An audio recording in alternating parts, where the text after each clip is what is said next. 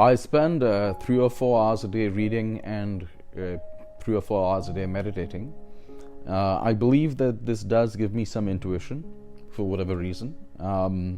Why, I haven't really figured out, and I don't know why my television works either, but how it works, but I still watch TV.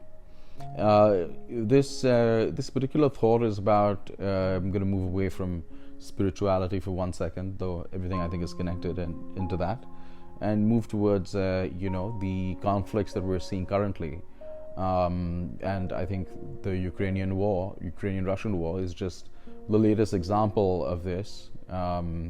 There was Black Lives Matter, there was the storming of the Capitol in the US, and to some extent there was the slightly shameful election of Donald Trump in 2016, despite him saying some pretty horrible things.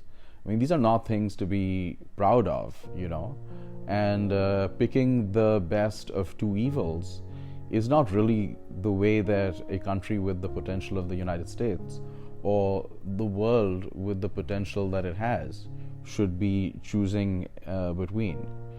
And I think that this war is representative of a realization that's come to the youth of the world, that there is a very distinct difference between those that are 40 and those that are 80, and those that are in their 40s and 30s, and those that are in their 80s and 70s and 90s to some extent.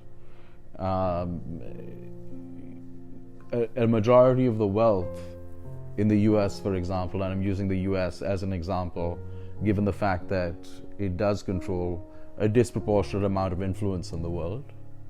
In the US, those above 60 hold 80% of the wealth. Now, you have situations like pandemics, which, are biased towards those that are older, unfortunately. And it's important to impart wisdom. Simultaneously, it's important to be open to receiving the wisdom from the next generation as well.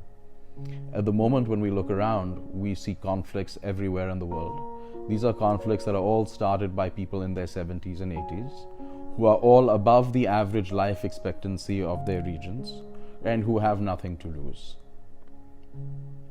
We, on the other hand, those in our 20s, 30s, and 40s, despite boundary, despite location, despite geography, we all are interconnected and intertwined in a manner in which the previous generation cannot understand.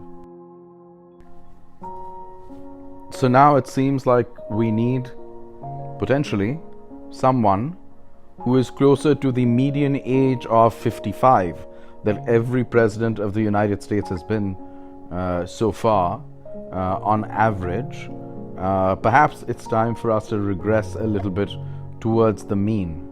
And just because life expectancy is increasing, that does not mean that older and older and older and more disconnected people should be the ones that are in charge and that have the most wealth, thanks to the magic of compound interest.